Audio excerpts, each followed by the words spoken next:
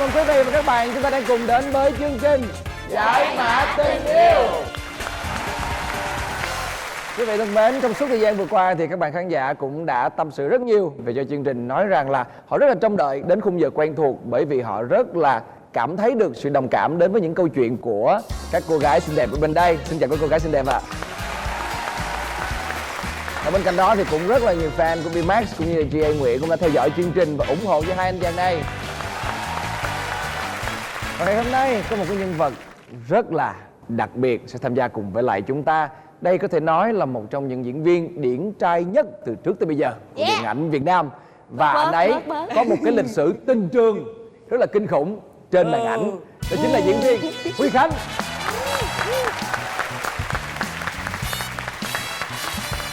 Xin chào. Chào anh Khánh. Trước tiên là xin chào các cô gái xinh đẹp, là những người vợ, người mẹ trong tương lai. Và sau đó là chào những chàng trai hào hoa phong nhã, là những người luôn luôn làm cho các cô gái buồn và đau khổ. Đấy. Nói điều đó chứng tỏ là anh Khánh đã từng làm cho rất nhiều cô gái buồn và đau khổ. Chính xác. Dạ. Có luôn hả anh? Thừa nhận Ai là đàn ông, là con trai cũng phải bị như vậy. Anh ơi, vậy hôm nay trên chương trình này em hy vọng nghe được thật nhiều những câu chuyện của anh nha. Anh muốn tới đây ngày hôm nay là để nghe câu chuyện của nhiều người, coi là mình đã từng vượt qua câu chuyện đó như thế nào thôi, chứ không phải là mình kể lại đâu. Thôi, Không, nhưng mà bên cạnh đó là anh là khách mời, anh cũng phải chia sẻ câu chuyện của chính mình nữa. Nếu như anh đã từng trải qua câu chuyện Không, đó. anh Khánh không kể để Trinh kể giùm anh Khánh cũng được. cái gì tôi không biết gì hết trơn. Rồi vậy thì mình biết tới đâu mình kể tới đó ha. Dạ, ok, anh xin mời anh về vị trí của mình ạ. Quý vị thân mến, và ngày hôm nay có một cái chủ đề mà chắc chắn rằng ai nghe xong cũng phải cảm thấy hơi bị nhột. Chủ đề đó chính là quá khứ khó chấp nhận của bạn trai.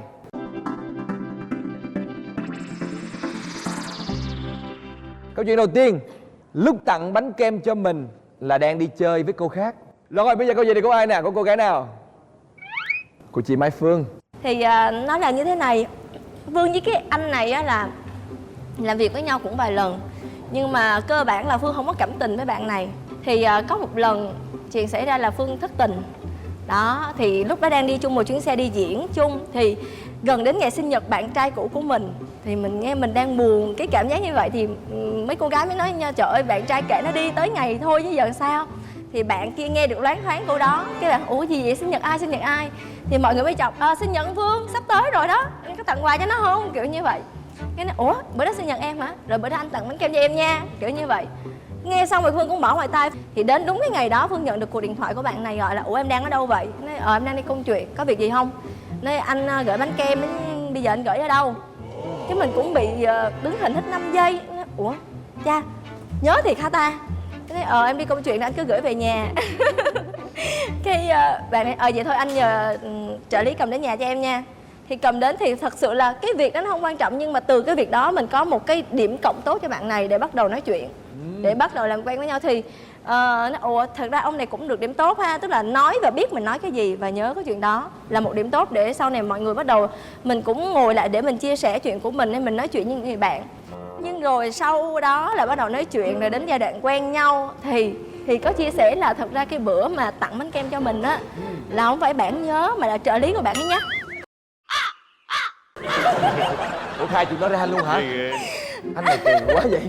Em có chơi bùa gì nè. Sơ hở rất là nặng luôn. Trợ lý của bạn ấy nhắc. Và lúc đó bạn ấy đang ở bên cạnh một người khác. Wow. Cái bạn trai của em có trợ lý chắc làm trong nghề ha. Em nói là bạn của anh. Bạn của anh hả? Bạn anh luôn. Vậy là người này cao thủ hơn anh mà bạn ấy xấu số không có được đăng lên báo. Còn anh là một người hiền mà lúc nào có chuyện gì của anh nhỏ nhất cũng được đưa lên báo, cho nên anh Bạn lúc nào ấy, cũng ở top đầu. Bạn ấy thì cũng tương đối có nhiều nét tương đồng với anh Huy Khánh trong tình trường. Nhưng mà Có khi nào tí hồi là ảnh luôn không chị? không phải anh Khánh, không phải anh Khánh, nhưng mà có vẻ non hơn ở vài khía cạnh khác. Thì có điều rằng là nói ở đây là tại vì đây là một câu chuyện mà Phương hay đem ra Phương nhây, là bởi vì cái người bạn gái bạn ở bên cạnh cũng là bạn Phương luôn. Cái mối quan hệ nó vòng tròn dữ ha. Này. Cái lúc mà người ta kể với chị rồi, chị thấy cái lúc mà phản ứng của chị như thế nào? Cái kiểu giống như là mình cũng bị sét đánh vô tâm trí một chút á, hiểu không? Bị đơ hết dạ dây. Ủa vậy luôn á hả? Vậy luôn á hả? Kiểu cái cảm giác trong đầu mình suy nghĩ như vậy á. Và từ đó trở đi là cái nhân vật, cái câu chuyện này với lại nhân vật nữ trong câu chuyện đó, mặc dù Phương không nói tên ra đây, là cái mấu chốt được Phương thường hay nhây. Trong mỗi lần mà làm cái gì đó không giữ ý Phương, hoặc là nó ủa vậy đó hả? Rồi sao, có gặp nó không? Hay là đang ở đâu là chuyện kiểu như vậy đó. Đó cũng là một cái tính cách mà khiến cho những người đàn ông không thích và dễ bỏ mình đi nhất. Tại sao? Hay nhây là cái chuyện quá khứ, chuyện cũ. Chính cái xác. chuyện mà đã qua rồi thì mình phải cho qua mà. Em nói một lời thôi, em nghe hết cái câu chuyện này em thấy chị không phải là người bị hại mà hình như chị là người xấu á. Chị là phía bên phản diện á chị. Ủa, chị đâu có nói trong đây là ai người bị hại đâu. Chị chỉ nói đây là câu chuyện mà nói ra đây để cho các cô gái nghĩ rằng là đừng có tưởng rằng là một cái hành động đẹp của một chàng trai nào đó nghĩ là người ta sẽ quan tâm hoặc là ta nhớ đến mình phải tìm hiểu đằng sau phía trong. Nhiều khi không có trợ lý mà nó trong điện thoại chẳng hạn, báo thức chứ không phải là bởi vì người ta nhớ, người ta lưu tâm đến mình đâu. Nhưng mà nói chung là đây là một câu chuyện mà theo phần đông thì nghĩ rằng là vẫn có thể là gọi là tạm chấp nhận được, bởi vì vào cái thời điểm đó thì cũng chưa có quen. Ok, rồi bây giờ hãy cùng đến với câu chuyện thứ hai để xem coi là cái quá khứ của anh chàng này có gì kinh khủng.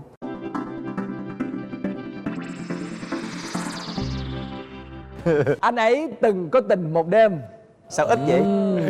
Sao ít vậy? Đã từng có tình một đêm. Đâu? Này phải câu hai chuyện ba này đêm. của ai? Xin chào mọi người, đây là câu chuyện của Mỹ Xoa. Đừng. Riêng về cái ghế này thì chắc là hợp với em nhất. Không, em chưa nói hết. Cái Đây ghế là này có câu Vương chuyện Minh Khánh, ai ngồi ghế này cũng kỳ hết trơn á. Ủa sao kỳ anh? Đây là câu chuyện của Mỹ Xoa nhưng mà không phải là một cái câu chuyện của bản thân mình mà là của một người bạn thân. Thì bạn của em có 10 bạn thân, là xin lỗi bạn thân là đã kể quá nhiều câu chuyện trên truyền hình. Xong rồi đó thì cô này là lúc mà cổ mới có một cái mối tình với cái anh kia thì không biết là hai người quen nhau như thế nào. Bình thường bên ngoài thì em thấy rằng là vẫn rất là vui vẻ, rất là hạnh phúc với nhau. Nhưng mà khi mà không có mặt anh kia, chỉ có bạn của em đi với em thôi, thì là con bé nó bắt đầu là nó than vãn, nó chì chiết, nó đay nghiến chỉ vì một vấn đề rằng là có một cái ngày anh kia vô tình kể cho cái cô bạn của em nghe là anh đã từng có tình một đêm với một cái cô bé gì đó trên Instagram. Chỉ có như vậy thôi mà con bạn của em là kiểu như là không thể chấp nhận được và đánh giá rằng là đây là một cái người không tốt, một cái người không ra gì, tại sao lại có tình một đêm, và cứ gặp em là cứ giống như là trút hết tất cả mọi thứ lên người em, giống như là em là anh chàng đó. Không phải giống như em là cái cô mà một đêm với anh chàng đó chứ mà.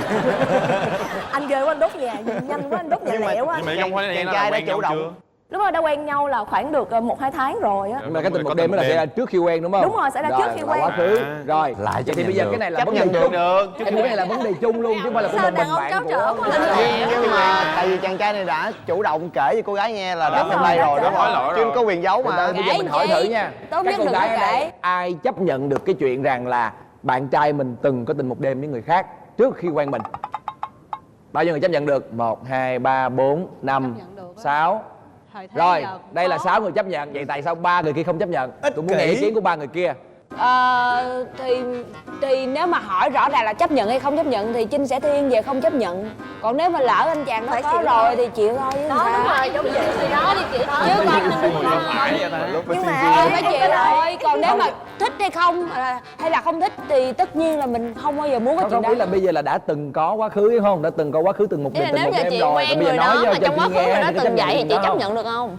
Chị vẫn quen tiếp nhưng mà trong lòng chị Vẫn riêng mà, vẫn riêng nay á chị. Chấp nhận quen tiếp nhưng mà lâu lâu vẫn lôi cái chuyện ra giống như là Phương vậy. Sao giờ này còn lén lén một đêm với người ta?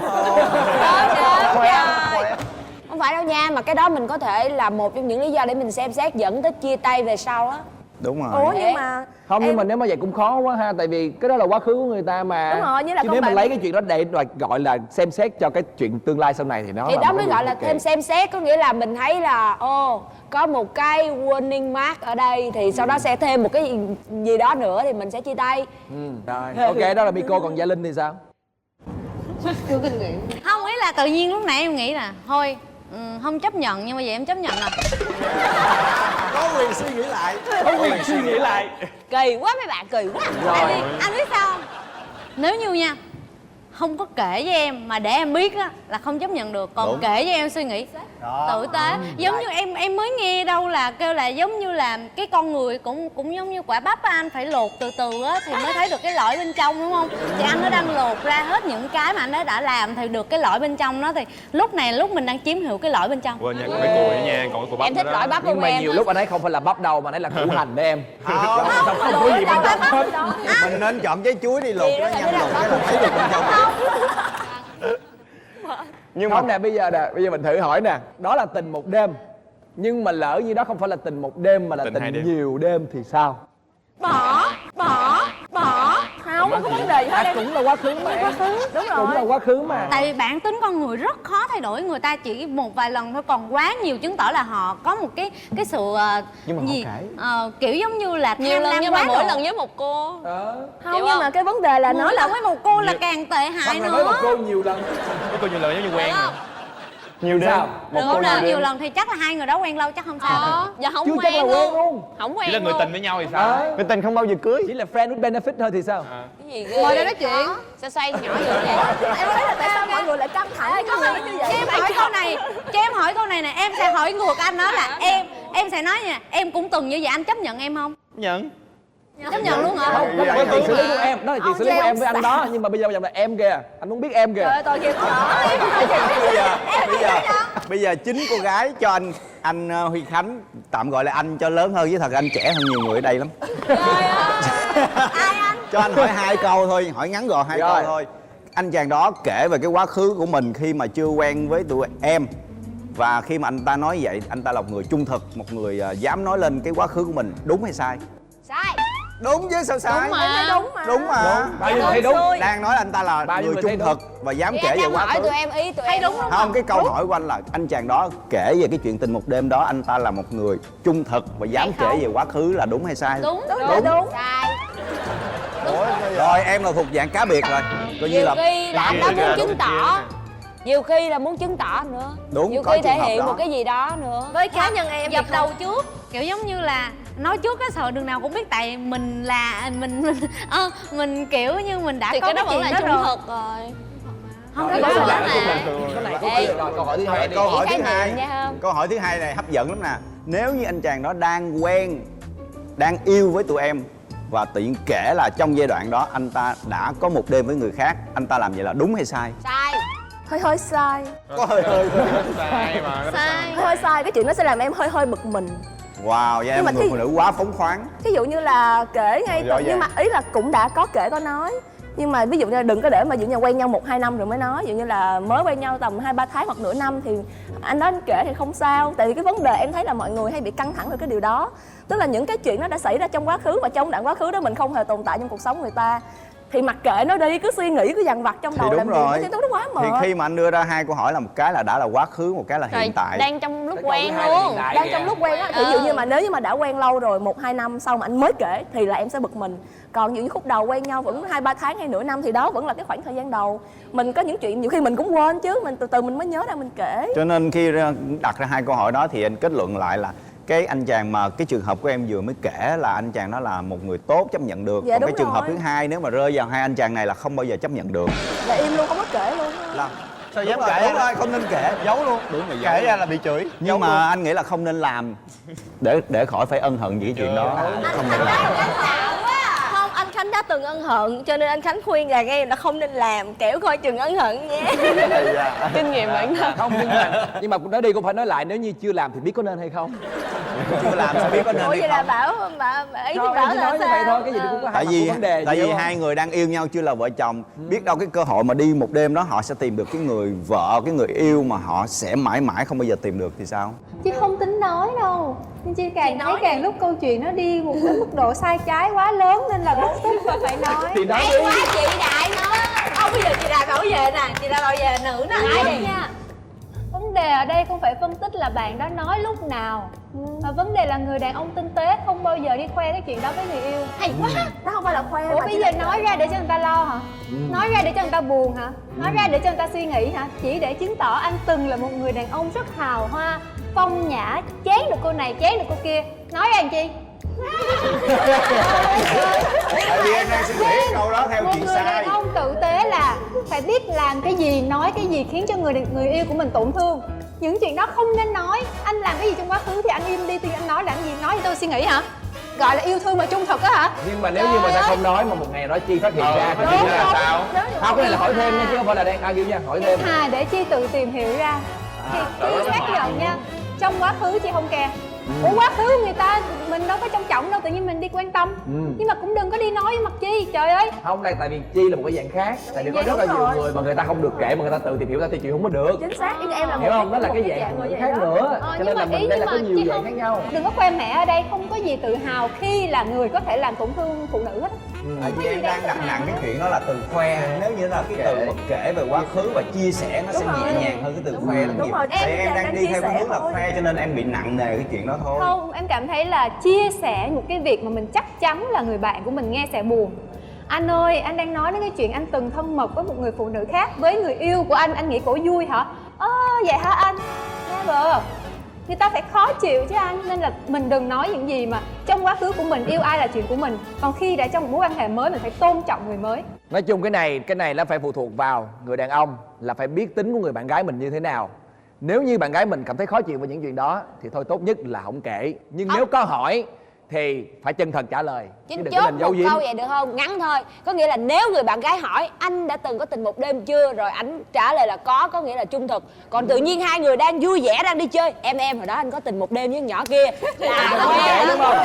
Thì đừng nên kể đúng không? Rồi. vậy được không? Rồi. Hợp lý nè. Nói chung là thống nhất rằng là các bạn nam nếu như có Nên lỡ giấu. có thì Im không, luôn. mình không có giấu, mình Im bình lặng. thường thôi, mình đừng nói gì hết. Giả ngu. Còn khi nào mà bạn gái mình kể thì hãy chân thành trả lời là có hay không. Rồi, đó cách hợp, đó là cách xử lý tốt nhất, đúng không? Rồi, ok.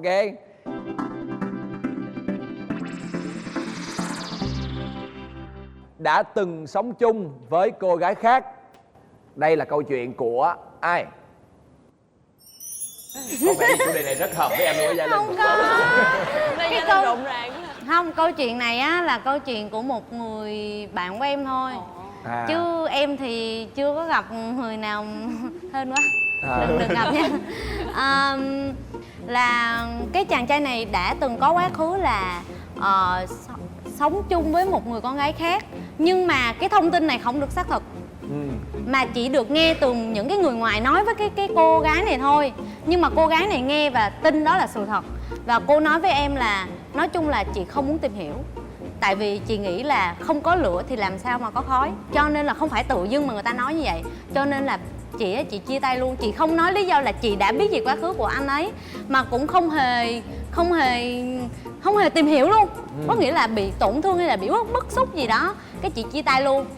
Rồi cái xong chị khóc lóc, chị đau khổ này kia. Nhưng mà em lúc đó em không biết phải xử sự sao. Tại vì em nói ủa tại sao chị không tìm hiểu. Nếu là em á thì em sẽ đi hỏi cho bằng được. Nhưng mà chị không tìm hiểu. Và chị cho là cái chuyện đó là chuyện không có chấp nhận được. Thì em hỏi mọi người là mọi người có chấp nhận được không, nếu đó là sự thật. Thực ra cái câu chuyện của bạn em sẽ rất là khó để nói. Tại vì bạn em chưa tìm hiểu. Thì bây giờ mình đặt cái thành vấn đề chung đi. Nếu như đã có bạn trai của mình từng có một cái khoảng thời gian sống chung với bạn gái cũ trước đó, thì bạn có chấp nhận cái chuyện đó hay không? Đây, cái cô gái. Cái cô gái nào chấp nhận bình được? thường. Ai chấp nhận được? Giơ tay, chúng tôi muốn thấy được. 1, 2, 3, 4, 5, 6, 7 đó. Ý là bản thân của em không biết là nên chấp nhận hay không. Chấp Phần nhận lớn và mọi vì người chấp nhận. Nó là quá khứ mà, đâu có lý do gì mà không chấp nhận được đâu. đó là tùy tính cách mỗi người đúng không? Em không chấp nhận. Nhưng mà Tại vì em đang không biết nè. Em mới đó là phần Không, giờ riêng bản trong thân tình của em cảm. thôi. trong tình trong cảm thì lòng nên em vị nghĩ tha những sao? cái đó. Tại vì những cái đó nó sẽ, nếu em mà không đang cảm chấp thấy nhất nó sẽ sẽ ảnh rất là hưởng nhiều khó lắm. chịu. Và khi nào em cũng kiểu như cảm giác tổn thương là và nguy hiểm là một ngày thì người ta sẽ bỏ mình hay sao đó như vậy Không, á. thực ra anh nghĩ như thế này, em phải suy nghĩ thoáng hơn một chút xíu. Là bởi vì khi mà yêu nhau thì ai cũng muốn là mình sẽ cưới nhau và đi đến một cái điểm chung gì đó với nhau. Thì cái chuyện là bắt đầu ở thời điểm hiện tại, ở xã hội hiện tại có thể là họ ở chung với nhau, chuyện rất là bình thường. Tại vì chả ai nghĩ là sẽ chia tay nhau cả, đúng không? Cho nên là cái chuyện mà họ ở với nhau cái chuyện rất là bình thường nếu như cả hai chấp nhận được và cả gia đình của hai bên cũng sẵn sàng về chuyện đó. Anh nghĩ là cô gái đó làm thì cũng có thể là đúng. Tại vì cô gái đó không còn thương anh này nữa. Và cũng đã có nhiều cái tật xấu, không nói là trai gái nha, nhiều cái tật xấu của cái anh chàng này khiến cho cô gái đó bất mãn nhiều thứ. Và bây giờ là đây là cái cớ để cho cô ấy đó bỏ anh ta rất là dễ dàng để đi tìm một cái tình yêu khác, hoặc là tạm ngưng không yêu nữa Kiểu để như cho đạt mình đến thoải đỉnh mái rồi đó. hơn. Cũng có thể là một lý do đúng của cô gái này. Nhưng mà bây giờ muốn hỏi các bạn trai nè, là nếu như bạn gái mình cũng từng sống chung với một người con trai khác trước đây thì các bạn trai có chấp nhận được hay không? Đó. Đối với Bây giờ hỏi các bạn trai đúng không? nếu cái chuyện đó là trước khi em quen bạn gái của em á, Đúng rồi, dĩ nhiên. thì cái việc đó là ok, đó quá khứ Trời em mặt không có bị ý kiến. căng quá. Huy chịu Nhưng không? mà cũng bi mát thì lại tùy nha. Thật sự là con gái đó cũng hơi bị dễ dãi quá. Tại vì mình chưa có danh phận mà mình dọn vô mình ở chung với nhau. Thôi em đừng có Trời xạo. ơi, hồi nãy á, nãy là đúng rồi đó. Trời ơi, cái này là con gái. Nhưng mà vẫn có trường hợp đó, vẫn có trường hợp đó. Thẳng tay. Là khi Ủa em không nghĩ người ta quá yêu em, người ta phải tạm xa gia đình em để ở bên cạnh lo lắng cho em sao? Đúng Cảm đâu đó Vì được mát trước á, gì đó. bởi vì hai mát người là ở con chung với trai nhau thì nhiều được như chuyện vậy. xảy ra lắm. Con Thương gái thì thì không không có đâu. cái gì, Vậy. nhưng mà nó lục đục ra là rất là Có nhiều. những cái trường hợp mình cảm thấy cạn lời, không muốn chém nữa. Coi như đối với cái ca này là thôi bỏ qua luôn cho rồi đi, đừng nói tới mệt lắm. Thôi chị chỉ nói không? Cho Phương nói một câu là thật là tội nghiệp cho cô gái nào đang quen với em. Nhưng mà chị hiểu không? Nhưng mà con gái khi mà chưa có gì hết Em nói câu này á là ba mai mẹ mốt em sẽ em nói câu này mai mốt cái người mà em đang yêu á, đang coi truyền hình nè, không dám tới nhà em, không dám gặp em khi nào mà đám Hoặc là cưới không rồi dám mới dám kể. ở chung với em Hoặc là á. không dám kể. Cho em bảo vệ anh Rimax xíu được không? Tại vì á, Cô này là truyền thống. anh nói như vậy á thì có lẽ là cái điều mà mọi người nói ở đây là anh sẽ làm tổn thương cái bạn gái nếu như đã từng như vậy. Nhưng mà cái điều này anh làm rất hay là khi bạn nào coi á, bạn đó sẽ rút kinh nghiệm và hạn chế nếu có thể kìm bản thân mình lại. Cái đó là tốt mà. chứ Không, chưa cái gì đó hết. khó lắm em, cái đó khó lắm. Cái đó là tùy người Cái đó nữa. khó lắm, cái đó không dễ đâu. Nhưng mà em đã từng ngồi nói chuyện với một phụ huynh nha, phụ huynh của bạn em là người nữ kia vì lý do gia đình cho nên là qua ở chung với nhà bạn trai, thì mẹ có ở chung luôn, thì bác gái lại chia sẻ với mình rằng bác gái không thích con gái như vậy. Đúng. Rõ ràng. Tự nhiên Em chưa gì nghĩ hết là qua người- nhà người ta ở rồi Em nó nghĩ rất là người nhiều thứ. lớn á, đa phần không ai thích trơn. Đúng rồi, chẳng ai thích chuyện Thật đó ra hết. nên là cái chuyện là ở riêng chứ đừng có ở chung mà khi có ba Tại vì mẹ. ở Nhưng mà chung người là trong luôn luôn luôn là là như hiểu vậy. chuyện như thế nào mình ngoài cuộc cái mình trường nói hợp để này sai. là ở Là riêng hai luôn. người ra ở riêng chứ không phải là Đúng dọn rồi. về nhà của một. Đúng rồi, hai. nên là ra ở riêng với nhau cái chuyện nó sẽ dễ xử lý hơn về sau. Em nghĩ là ra ở riêng hay thế nào thì nó có một cái nó phải có cái lý do gì đó chứ Thì anh mới nói là tùy nó phải trường ủng hộ của hợp. cả gia đình nữa Đúng cơ. rồi. Đó là tùy thuộc vào Ví dụ gia như đình của cả em hai bên không bao nữa. giờ làm chuyện đó rồi đó, tại vì em thường thích sống với mẹ em hơn. Thì bởi vì em đã nói là thực ra cái trường hợp này là phần đông ở xã hội hiện tại các bạn trẻ thì sẽ chấp nhận được, nhưng mà vẫn có một số ít vẫn sẽ cân nhắc về cái chuyện đó, như là Bimax và Gia Linh ở đây. Thì đó cái chuyện hay Ý mình mà. chưa nghe anh Khánh nói á. Anh Khánh chấp nhận mà. Anh rất là đồng ý và chấp nhận chuyện đó, bởi vì thí dụ nếu như cô gái đó ở với một chàng trai khác rồi và không quen với chàng trai đó nữa và đến với mình, tức là chàng trai kia không phải là người yêu cô ấy thật lòng hoặc là chia sẻ được những cái cô ấy đang cần, cho nên cô ấy cảm thấy bị tổn thương hoặc là cô ấy cảm thấy là chưa có đúng với người mà cô ấy đang tìm và cô ấy chia tay. Khi cô ấy đến với mình là cô ấy cũng lại bắt đầu yêu lại thật lòng và cô ấy muốn tìm kiếm một tình yêu đích thực, thì tại sao mình lại không đồng ý cái chuyện đó? Đúng cái trường hợp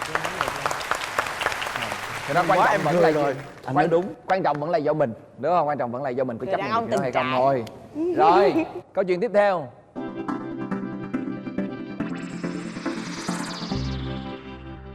Đã từng có nhiều bạn gái. Thôi, bình thường mà. Thiệt luôn á. Từ từ. Của bạn. Nhớ Của bạn. Chuyện của em hay là chuyện của bạn em? Không, em không thích thôi. Em bị kỳ vậy. Mà phải câu chuyện của em không? Ờ, Đúng rồi, cũng em cũng không thích cũng đúng rồi, câu chuyện của em. Em không thích là người yêu mình có từng có bạn Nhiều quá bạn gái. nhiều á. Nhiều Thế là quá. bao nhiêu là nhiều?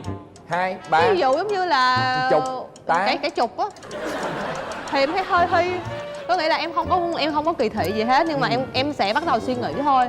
Thì có nghĩa là không phải là không chấp nhận, thì nói không chấp nhận thì hơi quá, nhưng mà em bắt đầu sẽ suy nghĩ trong đầu, ví dụ như ban đêm ngủ tự nhiên gác buồn gác tay lên trán ngồi suy nghĩ gì đó, cái kiểu dạng vậy thì chắc chắn sẽ có suy nghĩ. Nếu mà quá nhiều phải có lý quá do mới nhiều như vậy đúng không? nếu mà đào hoa quá nhiều thì mình sẽ có cái suy nghĩ. Coi như là ở đây thì bao nhiêu người không thích cái chuyện rằng là mình quen một bạn mà người ta có quá nhiều bạn gái trước đó. Không thích hả? Không thích thì Không là thích chắc là thì không thích nhiều lắm. Ai cũng như không thích, không thích. Từ Nhưng mà chấp nhận gì bây giờ, bắt đầu chấp nhận đi. Chấp Thì nhận. cái người đàn ông này là có thể chấp nhận được, tạm chấp nhận được, hay là khó chấp nhận, hay là không chấp nhận? Chấp nhận được. Chấp nhận được Chấp nhưng mà nhận sẽ được. có suy nghĩ. Em nghĩ vậy, ví dụ như là ai cũng vậy hết á. Ngay cả anh, khi mà anh quen một cô gái mà anh biết cô gái đó đã từng có rất là nhiều bạn trai, anh cũng sẽ suy nghĩ chứ. Mặc dù anh rất là thương người ta nhưng mà anh sẽ suy nghĩ. Trong cái đầu anh đôi khi sẽ tự nhiên lóe ra cái nó tới vậy đó, và anh sẽ có thể nghĩ kiểu như vậy. Hoặc Không, là bây giờ khi mình mà thử hỏi các bạn trai đi. Nếu các bạn gái từng quen quá nhiều bạn trai, các bạn trai có chấp nhận được hay không? Không, bây giờ anh cho anh đặt trường hợp anh là cô gái luôn. Anh là chàng trai nè. Anh cũng không thích một chàng trai có quá nhiều bạn gái. Thật sự là như vậy. Bởi vì như vậy nó sẽ làm cho cái con người của mình bị người khác nhận diện là một người không tốt, không chững chạc và không có đứng đắn, có mục tiêu hướng đến gia đình. Chỉ là thích đi chơi và thích quen ngắn hạn thôi, chứ không thích là người đàn ông có gia đình và có con. Tại vì nếu mình quen nhiều người thì trước sau gì những người bạn gái hiện tại của mình cũng biết cái quá khứ của mình thôi, mặc dù mình giấu rất kỹ và không bao giờ muốn khoe chiến tích giống như cô kia nói. Trước sau gì cũng lộ ra hết. Cũng giống như Huy Khánh quen rất là nhiều anh bạn, mà có một cái anh bạn nó có rất là nhiều bạn gái. Một đêm ảnh có thể đi chơi với 2 cô bạn gái, 3 cô bạn gái. Nói chung một tháng gặp anh ấy thì ảnh khoảng đi chơi đến trên dưới là 40 cô gái khác nhau. Nó quá rồi. Wow. Đó là anh ấy có sở thích là thích tìm hiểu. Chính vì vậy Huy Khánh khuyên là bớt lại đi và cho mình một cô gái nào đích thực nhất và lập gia đình. Như vậy mình sẽ là người đàn ông chững chạc hơn và thành đạt hơn. Một người đàn ông có gia đình cho hai. Nhưng mà khoan, bây giờ tôi muốn nghe ý kiến của một chàng trai, đó chính là B-Max. Đó. B-Max ngày hôm nay có vẻ như là đang đứng một mình ở một trầm ngâm quá à. B-Max, Mạnh mẽ Nếu lên như em em- cứ nói lên ý kiến của em đi. đây B-Max, nếu như em trót yêu một cô gái mà người ta đã từng có quá nhiều bạn trai trước đó, thì em có chấp nhận được quá khứ đó hay không? Như anh đã chia sẻ là trót yêu, thì bản thân em là một người yêu thật, cho nên là mình sẽ cứ yêu thôi. Còn cái việc mà nếu mà cô ấy phản bội mình thì thứ nhất là do tính chất cô ấy như vậy, thứ hai là chắc là mình xui mình gặp, nhưng mà đó chắc chắn nó sẽ có một bài học riêng. Nhưng mà là em yêu. vẫn phải yêu. Dạ. Có chấp nhận được hay không? Ý là dễ chấp nhận, tạm chấp nhận hay là hơi khó chấp nhận? Hoặc là lúc Nếu mà quen hỏi đó Mà mình khang lại yêu rồi là cái gì cũng chấp nhận được hết anh. Chấp nhận được. Và cô gái đó quá yêu em cũng quá yêu cô gái, và cô gái muốn sống thử với em có chấp nhận không? Sống thử hả? Ừ, là tức ở chung với em á. Em có chấp nhận không? Nhà không nhanh. đúng rồi. Được, anh đang hỏi một cái khía cạnh câu hỏi bình thường thôi. Em có chấp nhận Là không? bây giờ anh đừng có để ý đến phụ huynh nha. Đừng Bản để thân phụ anh huynh. thôi. Phụ huynh anh Bạn cô gái thân ấy anh thôi sẵn nha. sàng thuê nhà luôn, cô Ừ. ấy thuê nhà luôn, Tại và vì chỉ em mong muốn là em cô ở gái quá chung yêu cô ấy nhau thôi. rồi, phải đến với nhau thôi, phải ở Khi với mà nhau đặt thôi. ra yêu cầu đó thì anh có cảm thấy thích không? Em có muốn không? Em có muốn Nhưng mà không? đương nhiên là phải muốn ở chung người yêu rồi. Đó. Nhưng mà sẽ không phải là kiểu ở chung kiểu kia nữa. Ở chung kiểu kia là kiểu gì? Kiểu là mình sẽ ở Đi mình lo lắng. Em muốn ở chung với người yêu xong em nghĩ em có thể cưới được người đó không? Thôi mọi người đương nhiên cứ là vậy phải đi cưới rồi. Em chưa chắc mà. Đừng nói Rồi nữa, sau nói đó được cái chắc cô gái gì đó đi quen được ai nữa. Nếu như mà ai cũng giống như em hết, ở đây giờ chưa chửi bây giờ mới chửi đó. Nói chung đây là một mẫu đàn ông là rất mẫu mực, rất biết nghe lời ba mẹ. Không, thật ra Nhưng mà nếu như là mẫu đàn ông kiểu như B-Max thì rất nhiều phụ huynh thích, Đúng. đúng không? Và rất nhiều những cô gái cũng thích cái kiểu này. Thích Cho nên cái gì chuyện đó phụ bình huynh thường. nào thích? Ổng thích dẫn con gái nhà người ta đi sống thử, mà ổng không chấp nhận cô gái đó đã từng sống thử với người khác mà. tại vì bản thân anh Hoàng Bảo nói là người ta gọi là người ta ở một mình, người ta thuê nhà ta ở một mình thì em sẽ qua em chăm sóc này nọ, nhưng mà để Nấu em cơm rửa chén cho người ta đồ vậy đó. sẵn sàng luôn, À. bắt dán đồ các kiểu này. Nhưng mà em đã từng làm rồi, nhưng mà để mà em ở luôn mà sáng ngày nào liên tục thì em sẽ không, tại vì em sẽ chọn một cái nơi khác riêng để ở. Thí dụ như lâu lâu em cần thì anh sẽ qua em thăm này nọ, chăm sóc. Tức là Chứ mà ở để thời sống vụ mà như thôi. vợ chồng á mà chưa có gì thì Không biết là B-Max là phải ở bên đây một chút, xong rồi qua bên đây cô khác ở một chút nữa. Chỉ ở nhà bạn gái thôi chứ không phải là chạy nhiều chỗ. Em không phải là chàng trai gọi là chất liệu để làm một bạn trai tốt á, thì em không có chất liệu đó. Ủa kỳ vậy chị? Tại vì thật sự Đây là á, boyfriend material. Đó, nhưng mà Không, em chưa được thật ra ý tốt, là có tốt nha. Nhưng mà để là coi như mình có chọn lựa để chung sống với anh cả đời hay không, phải suy nghĩ lại. Đúng rồi. Tốt là tốt, chắc chắn là tốt. Mà không tốt đâu. Đây là Anh một, kêu đừng có như vậy. một mẫu đàn ông có gương mặt hiện đại nhưng mà cái tính rất là cổ điển. và sẽ khó cho những cô gái sau này lấy em, bởi vì bất kỳ em sẽ bị lấn cấn cái chuyện đó hoài. Kệ tha cho em đi, thôi kệ đi. Thôi nói chung là từ từ Mà từ kiểu từ. rất là hoang mang. Chính bởi vì có những cái dạng người như B-Max mà cái chương trình mới thú vị, đúng không? Đúng Tại vì rồi. khán giả chắc Đây chắn đó. cũng sẽ có rất nhiều người đồng tình với lại B-Max. Rồi thôi mình chuyển qua câu chuyện tiếp theo đi. hãy like cho em.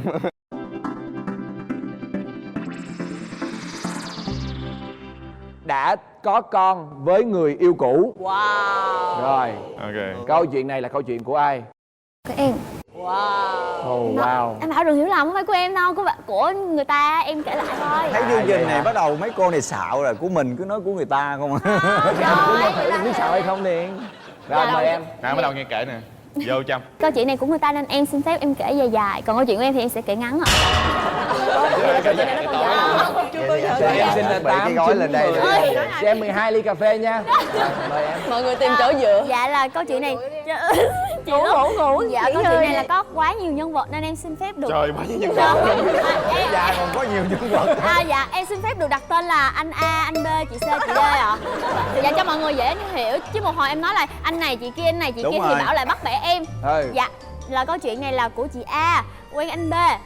Đó, sau đó thì khoảng một thời gian thì chị A phát hiện bí mật của anh B là anh B đã có con với chị C. Nhưng mà chị C là còn quen hay là không còn quen? Chị C không còn quen với anh B nữa. Rồi, và tiếp. hai người chỉ giữ mối quan hệ là do là chị C Chăm sóc cho đứa bé. Dạ, Rồi, đúng tiếp rồi. câu chuyện. Trời Bảo Anh quá, Bảo hiểu. Nhờ anh mà nói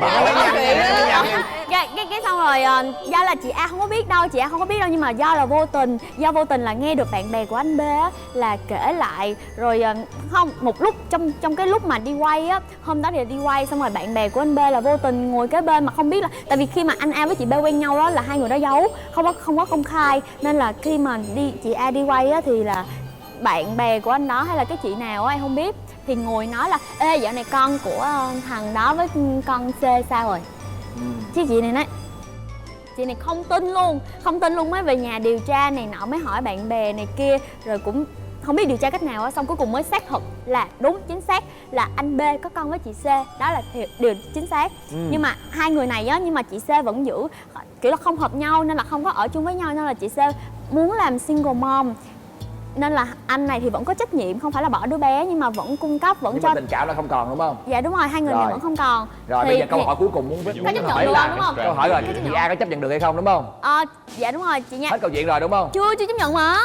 Chưa chấp nhận hả? Là chị A chưa chấp nhận? Dạ không, hình như là có một khoảng thời gian em không biết, đoạn sau không biết nhưng mà khoảng thời gian mà em biết á là không chấp nhận, còn bây giờ thì không biết là có chấp nhận hay chưa. Rồi câu chuyện dừng lại tại đó. Rồi mình nói được cái chủ đề này thôi chứ còn nếu mà mổ xẻ ra thì nó còn nhiều thứ lắm, sẽ rất là khó.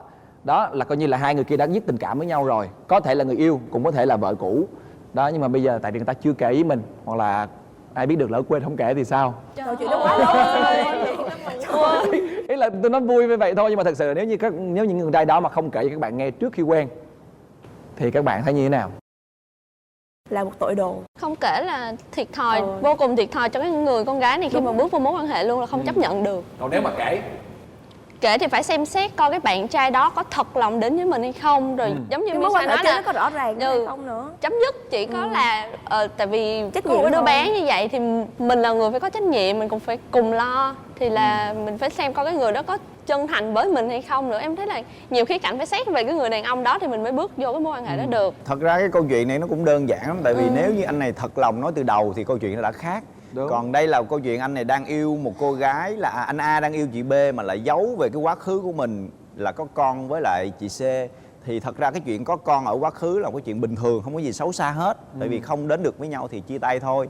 Thì xấu ở đây anh này, cái điểm là anh này không dám nói lên cái quá khứ của mình, bởi vì anh ấy sợ là anh ấy lại khoe một cái chiến tích nào đó nữa và cô bạn gái không đồng ý. Cho nên là anh sợ cái chuyện đó. Đúng Cái không chuyện em? mà nói trước hay nói sau đó là một chuyện, nhưng mà cái vấn đề nữa rất là lớn là mối quan hệ giữa anh đó với cái cô kia, cái cô cũ á là như thế nào nữa. Tại vì nãy câu chuyện Thì mới của chấp bạn nhận bạn được. kia kể là không có mối quan hệ gì rồi. hết, cho nên là mình nên trong sạch cái chuyện đó Chứ để thấy- dễ trả lời hơn.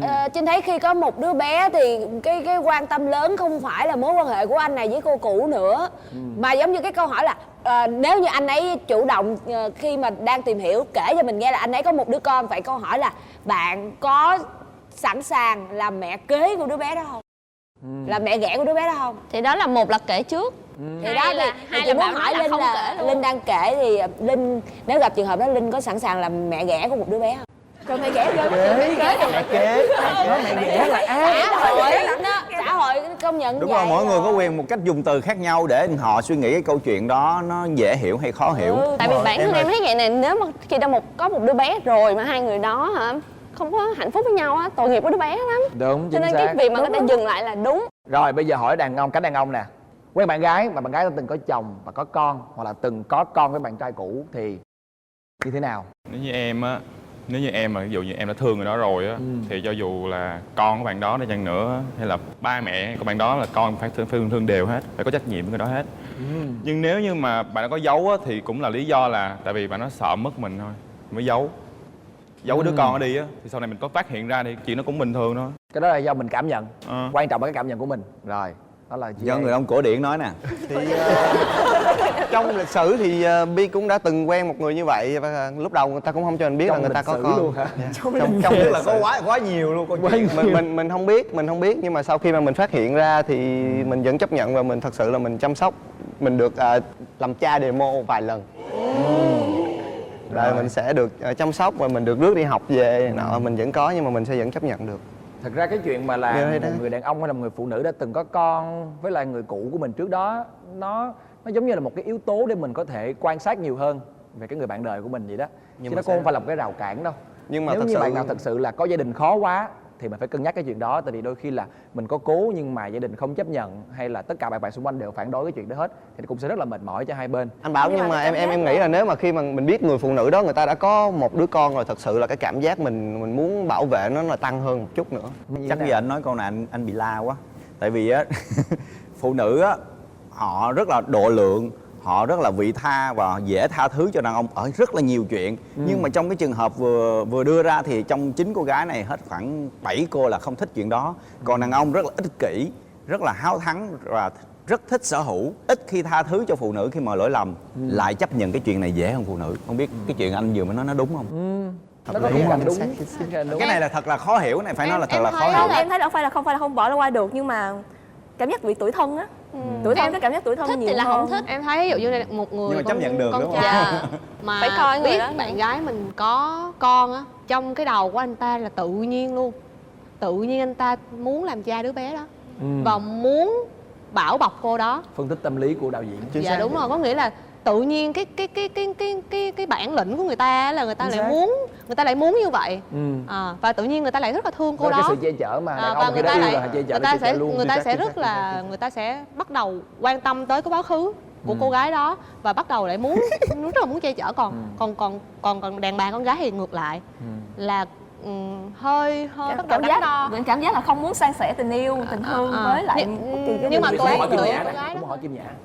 Trường hợp này Nhã gặp rồi, và Nhã cảm thấy khi người ta chủ động nói với mình trước khi mình bắt đầu một mối quan hệ chính thức thì Nhã cảm thấy đó là một việc rất chấp nhận được. Tại vì Nhã thấy đó là một người đàn ông trung thực và họ cho mình quyền lựa chọn, thì không có chuyện gì mà không chấp nhận được hết. Thấy cũng được mà, đâu có gì đâu.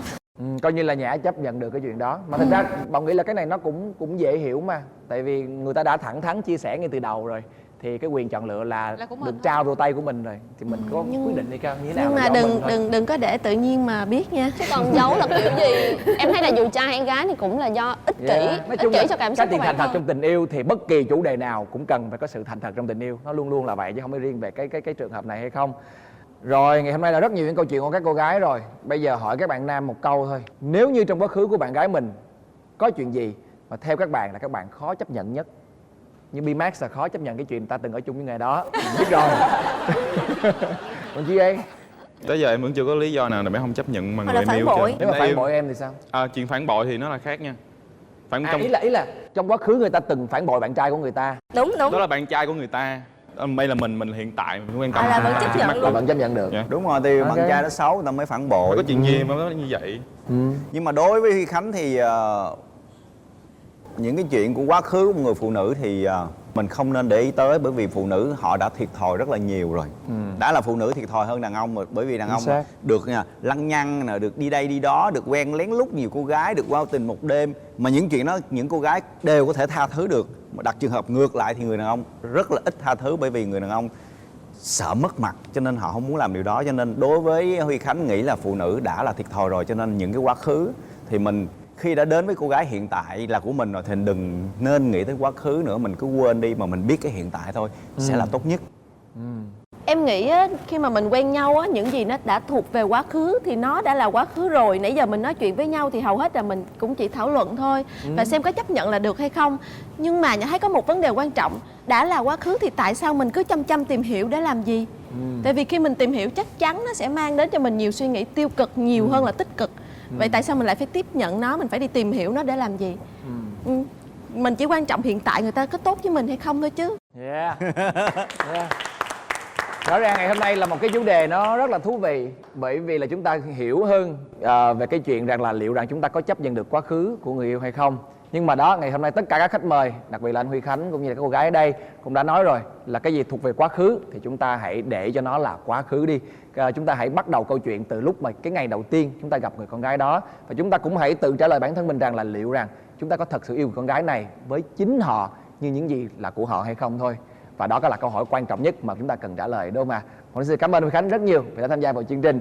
Và đến đây thì chương trình cũng xin được phép khép lại, và xin được hẹn gặp lại tất cả các bạn vào lúc 22h30 Chủ nhật tuần sau trên kênh HTV7, hoặc là các bạn cũng có thể theo dõi lại thông qua kênh YouTube của chúng tôi là MCV Media, cũng như là cổng thông tin Love TV. Chúc các bạn sẽ có một đêm ngon giấc và một tuần mới tràn đầy sảng khoái các bạn nha.